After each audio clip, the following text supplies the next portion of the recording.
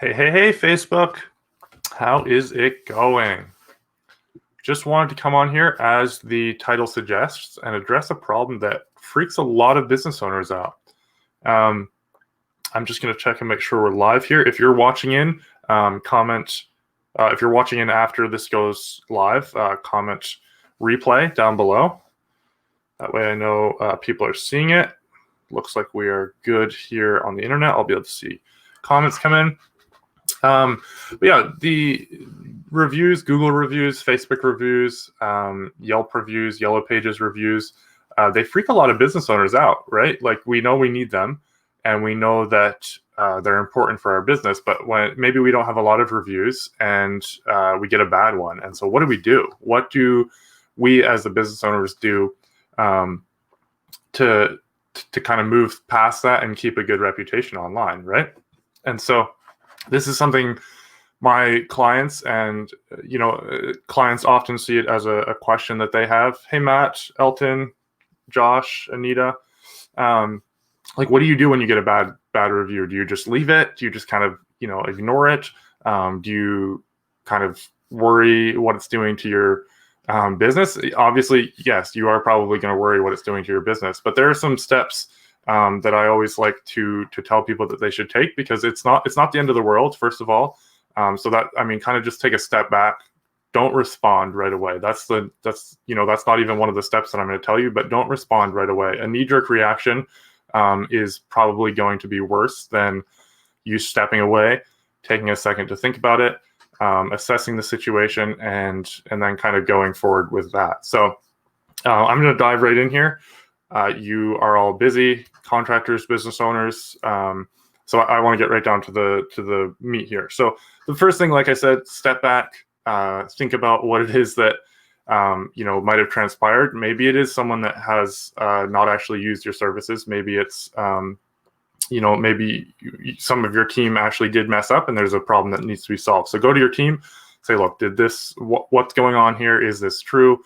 Do we need to worry about this? And then once you've assessed what the situation is, you definitely do want to respond. You definitely want to respond, first of all, so the client or whoever is leaving a review knows that you are, listening to them.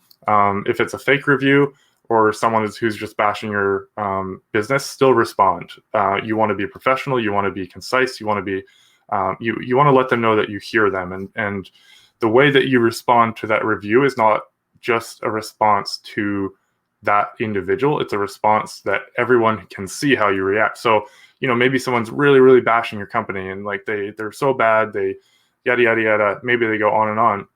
And you're thinking, look, like, there's no way that we're going to get through this. But that's not true, actually. The way that you respond to this person speaks a lot about the way that you respond to situations on the job, the way that you run your business, etc. So this is a good, maybe it's not the way that you wanted it to happen, but it is a great place to showcase your professionalism and your integrity as a business owner and your calmness under fire, right? So do respond.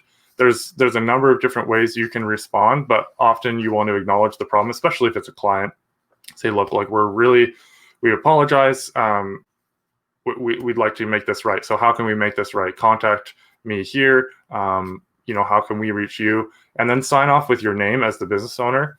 And then they know that you've taken a look at it, you've heard their problem, and you're gonna make it right. If it's not a real review, take that into consideration as well. But once again, remember that people are watching the way that you respond. People are looking at how you handle criticism, etc. So if you go off on a rant, hey, Brian, if you go off on a rant and just start bashing this person, that doesn't speak well for you as a business owner and a professional, right? So the 3 steps really is address the problem first, step back, do respond, and provide a solution, and then listen to the person's concerns and provide a solution. Then once all of that's done, fix the problem if there is a problem, and then go back to that person. They can go back and they can update their review, and that might even be a stronger good review once you've solved it, even if you can't get it to 5 stars, because maybe mistakes happen, right?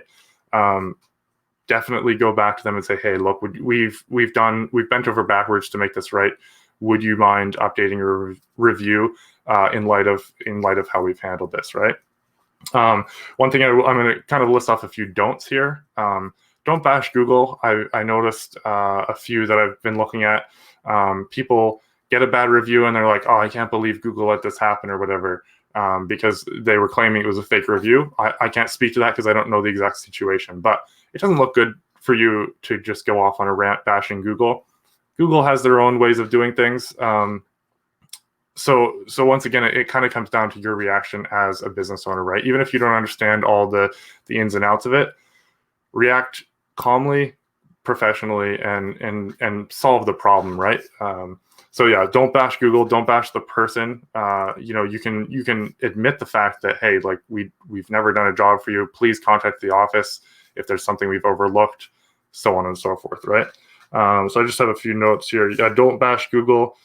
Definitely, like number one thing would be don't just walk away from the review. Don't just like sweep it under the rug and hope that no one notices it.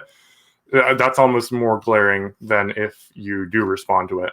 So definitely respond to it. Definitely engage, and think of it as, again, an opportunity for you as a business owner to showcase your professionalism, your attention to detail, your love for the job and what you do. So that's kind of what I wanted to cover here. It's something I see coming up a fair bit with businesses. There's a lot of people out there who are really picky with the way they want their jobs, and we're in a service business like we're in, whether whatever service business it is that you run, there's people who have opinions, and maybe they want it to be done cheaper, maybe they want it to be done faster, whatever. How business is for you, and you have to deal with that. So you probably will run across a bad review here or there. So I just wanted to give you guys some tips and tricks for how to handle those bad reviews. Don't get caught in the headlights and kind of give a knee-jerk reaction. Don't leave it there. Respond professionally, carefully, and well thought out in a way that represents you well. So hope this helps, guys and girls, and I hope that this if it applies, I hope it doesn't apply to you, but I hope that if it does, this has given you some clarity on that, and something to keep in mind as well. So have an awesome week. It's just Monday, and the week is ahead of us. So we have the whole week to crush, and we have the ability to make it an awesome week, no matter what reviews are coming in. So, alrighty, guys, have a good one.